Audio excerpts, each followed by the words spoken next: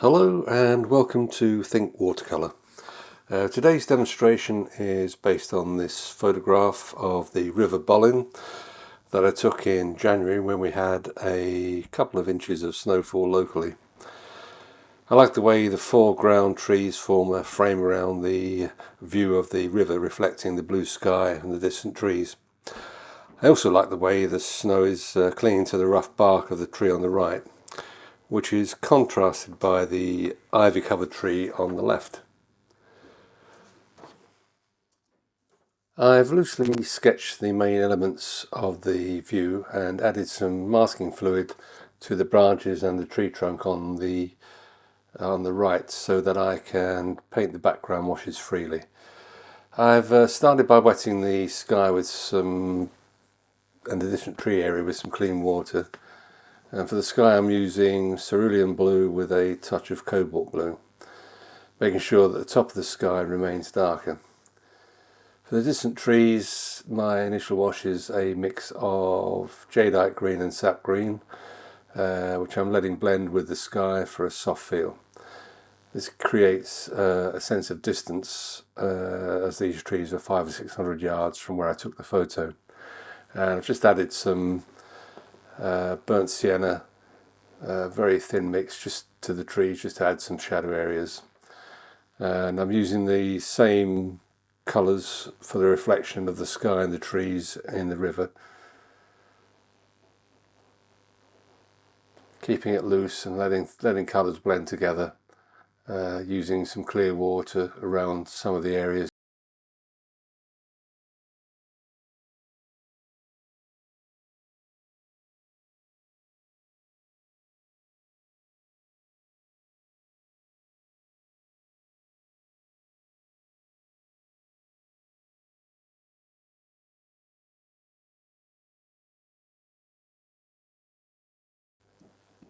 While the wash is still wet, I've just added a little bit of ultramarine to the blue mix, just to darken some areas, just adding a little bit more green in the far distance there. Just create a bit of variety in the reflection. More ultramarine and a touch of burnt sienna for the shadow under the far bank, where the snow's overhanging the river a little bit.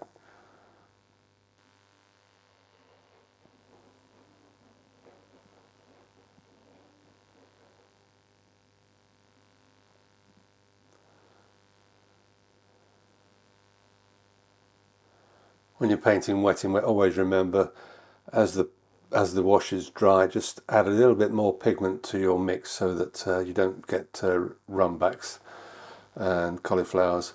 Just using the side of the brush here, this is in a Skoda Perla brush, just to suggest some little bit of texture in the snow, bit of shadow here and there. Just darkening some of the areas in the distant trees just to give them a little bit more form. I'll probably end up darkening them a little bit more. But again, the wash is still damp, so I'm making sure that there's plenty of pigment in the wash that I'm adding on top of this when in wet.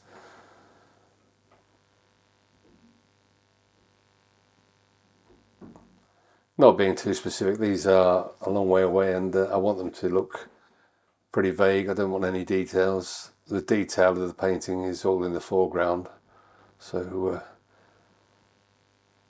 just adding a bit of shadow at the base of the tree line.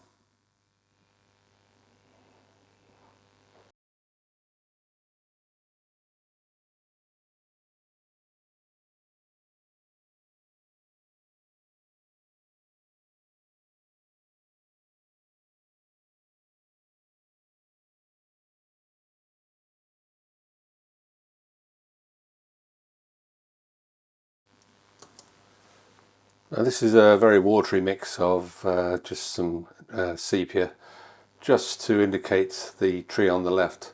It's going to be covered in ivy, so you won't really see these the tree trunk and these branches, but they're there just as a guide so that when I do put the ivy in, I can see what I'm doing. I've just mixed up some jadeite green and some sap green for the first wash of the ivy leaves. As I just said, the the tree is going to be pretty much obliterated, but I just wanted the shape of it so that I know where to make the darker areas stronger. As I say, this is the initial wash of green, which is quite light and it'll dry a lot lighter. For the darker greens, I've added some alizarin crimson to the jadeite green to darken it. Red and green are complementary colours, so you can use them to darken each other quite effectively. Just strengthening it a little bit. Just want to make sure there's a bit of variety in the colours of this ivy. It's mostly pretty dark, but I just want to have some of the lighter leaves showing as well.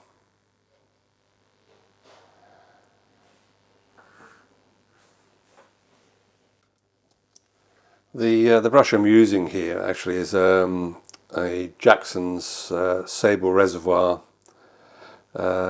detail brush.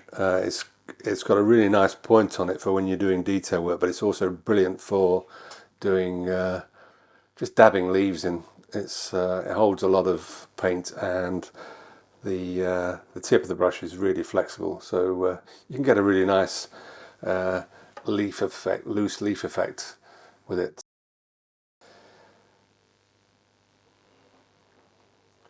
Just darkening some of the area and trying to follow the line of the tree trunk so that it's quite clear that it's there.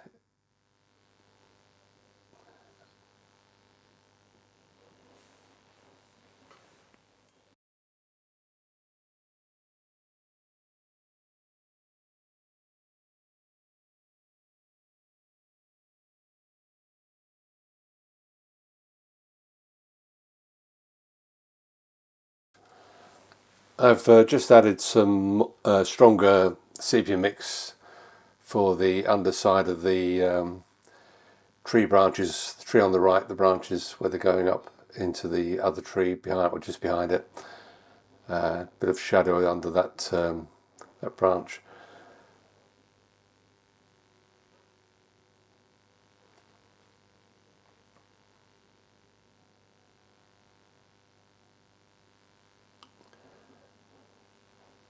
I should mention that I've already removed the masking fluid. And I'm just using the side of the brush just to pick up the texture of the paper to give that look of snow clinging to the rough bark of the tree. Just feathering and softening the edge of the shaded area of each branch and the tree trunk itself. Just trying to create some depth.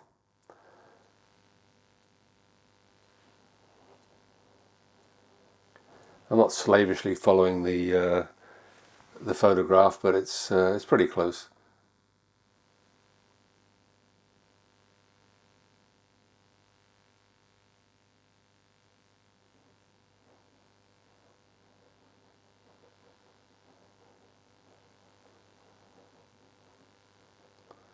When you're doing this dry brush technique with the side of the brush, try and keep the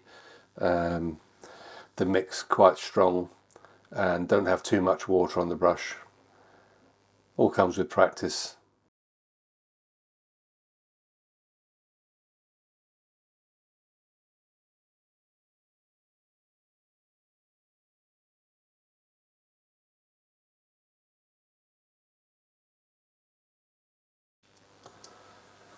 Again, just using the side of the brush to with some bluey grey mix, just for some shadow areas on the fallen snow.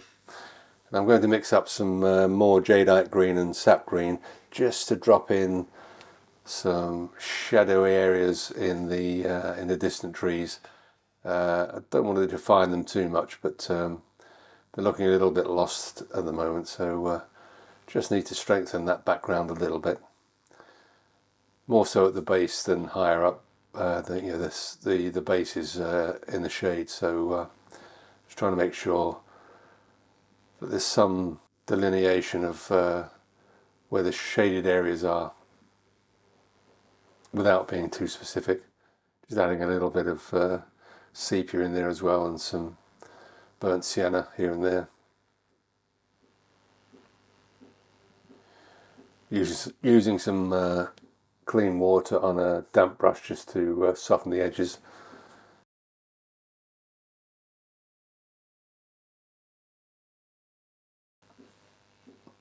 Strengthening the reflection in the river as well.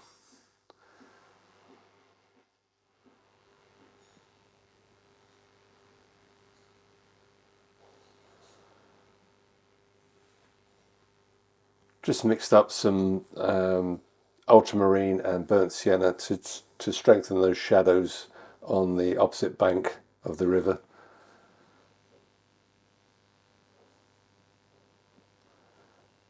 Just helps to give the painting some definition and depth.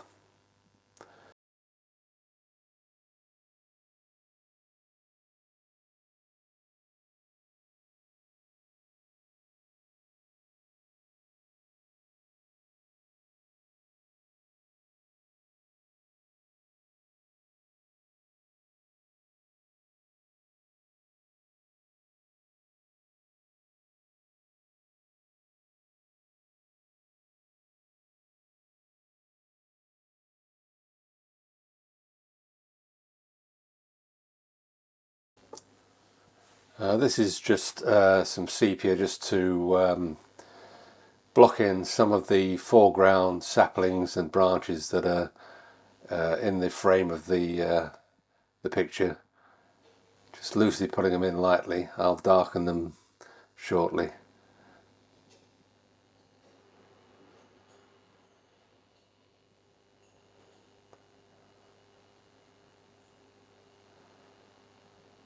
Again, I'm not being too pedantic and following the photograph exactly, but these saplings in the foreground are a key feature of the composition.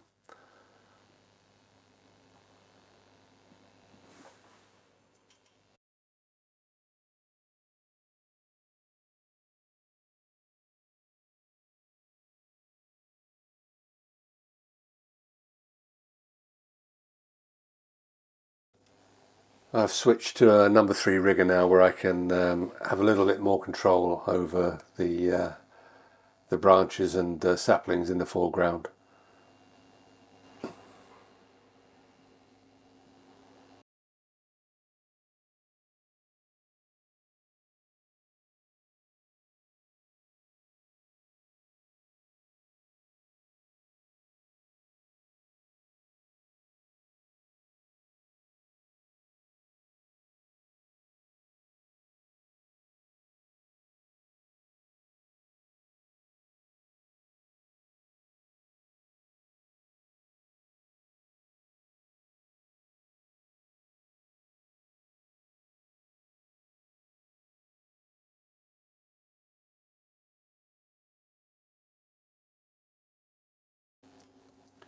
Now switch to a number 0 rigger for the thinner twigs and saplings and branches higher up.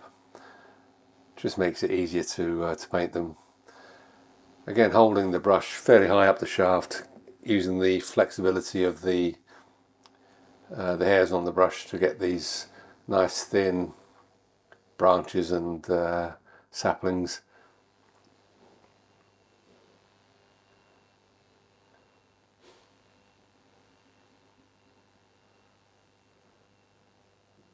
Once you start putting details like this in, the painting begins to have more depth.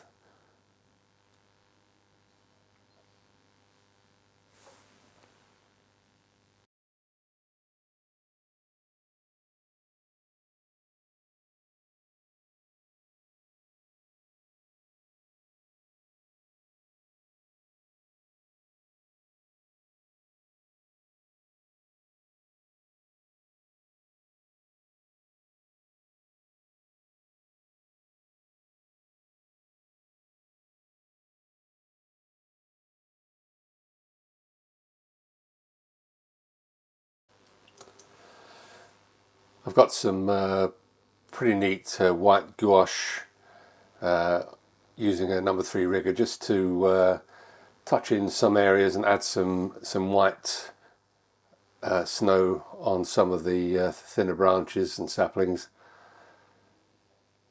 Just helps create that wintry feel. Just a few final touches really, just to pull the painting together.